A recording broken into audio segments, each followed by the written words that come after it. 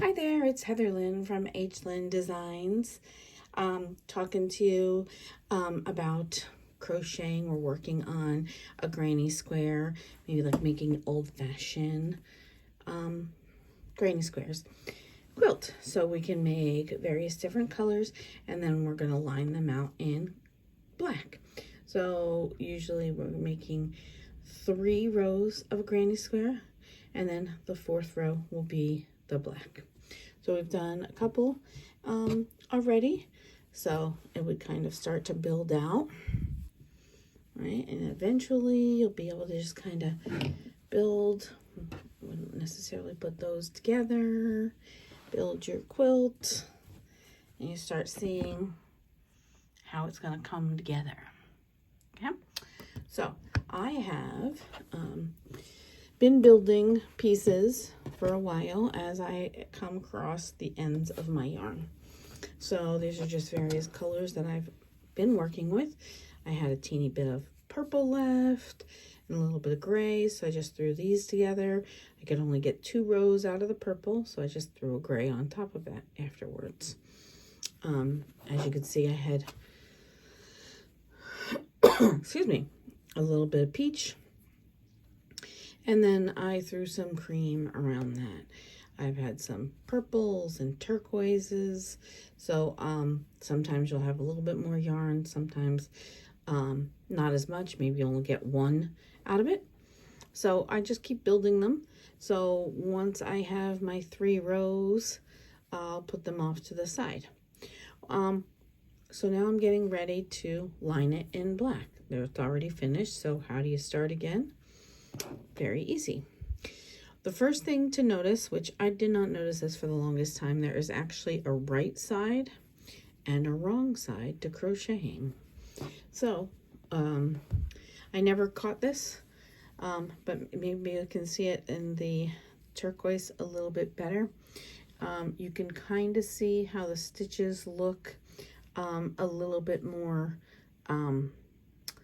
going in on this side. So they're not as bumpy. They're a little bit more always kind of working their way back in. And then these, you can see the stitches a little bit more clearly, right? You can definitely see the twists on this side. So this is the front of your work, and that is your back. Honestly, unless you're a crocheter, half the time you won't usually catch it all the time. So either way you decide to start will be fine. So since I showed you the turquoise one, let's start with that. What I usually do is, because I always have a tail left over, I like to take my new color, which is black, because we're edging them all in black. Now if you decide to change it up and your favorite color, or your room is gray and you want to outline it in gray or yellow, whatever color you feel, go ahead and do that. Did I double knot it? Yes, I double knotted it already. So I just make sure it's attached there.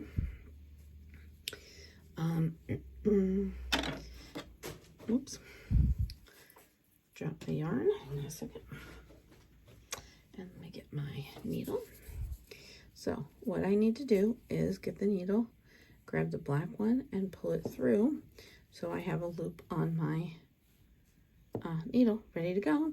And then what do I do first? I need to build my foundation chain for my next leg. So it's double crochet, we chain 3, yarn over, pull through for 1, yarn over, pull through 2, and yarn over, pull through for 3. Then I'm going to do my double crochets in this first hole. Yarn over, pull through, yarn over, pull through 2, and pull through 2, yarning over, pulling through, pull through 2, and pull through the next 2. Okay, so I've started my first set of the 3, and then I'll work my way around. And like I said, you can use any different colors. If you feel like you want to be ambitious and just do all of these in one color in the center and one color around the edge, that's fun too. Sometimes people just start with leftover yarn or yarn that people have given them and you want to just try. That's why I chose this one, because this is a nice way to try and start as the basic square. And then, you know, by the time you get to the row 3, okay, I feel pretty good, I got that done. And then you add on your outlining color, and then you're able to finish a square and work towards your next one. Kind of gives you like a nice feeling of accomplishment, and then you're able to just keep building on. If you're not sure about sizes of blankets or how much you need, once you do a couple of these, you can kind of get an idea on how tight or loosely you're crocheting, and then you'll be able to see, okay, based on this measurements, this is what I think I would be. So let me see. The ruler I have here is one that I use for my t-shirts, but that's okay. So this one is about 5 inches wide. So 5 of mine, if I was making, let's say, a baby blanket, if I did them 5 across, that would be 25 by, and then if I did it, you know, make a square, 5 by 5 would be 25 inches by 25 inches. And then I usually would do an edge, which I'll show you in another video. When we do the edge, it usually adds on at least an inch depending on what you're doing. I feel in general my crocheting, again, is larger, and usually a double crochet is about an inch in height, I've noticed. Depends on the yarn. If you're choosing a thinner yarn or you're using a smaller hook, that might vary, but that's what I tend to notice. So once I get to the end, I'll go ahead and finish it off. I'll come back to you and show you that. Okay, so I am back to doing my last one, and as I've mentioned in the other videos, I do like to try to bring my 2 ends over here so that I can start crossing them. Although it does look like my turquoise got caught in the first one, which is good, so that's already woven in. So I'll go ahead and just cut that one from there. So I'll just be covering the black one on this one.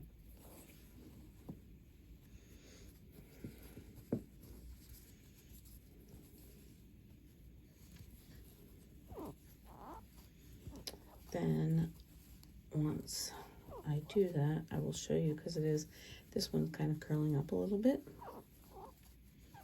Okay, at the end I always do it with a chain, right? I just straightened it out, but as I go around, sometimes it does curl in, pull through, and then seal the stitch. Pull this out and tighten it. Sometimes if I just want to make sure, I will go ahead and go through the next hole, pull this through as a chain, and then loop over, and then just pull it through again. It kind of gives me like another secure knot. Just makes me feel better. But you can see how this one's kind of curling up, right? So if I just really pull it, and pull it, usually flattens it right out. So now when I look at the back side here, there is that little edge.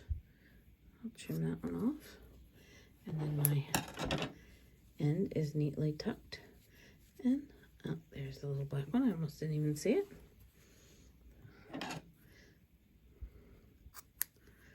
And trim that one off. Trimming off your ends is a nice way of just kind of making it look that much more professional, rather than having your end pieces sticking out. Okay, looks like I might have done that on there. Sometimes I do it as I'm working, so I don't have any sticking out. Then that way I know it's done. This one I should, a little bit. So that way, like when people see your work, you don't have like pieces kind of sticking out. So I would make sure to grab these, trim off the edge, and trim off that one. And it just kind of gets buried in the work, and then it looks so much nicer. All right, there's that. Next time we'll start stitching them together.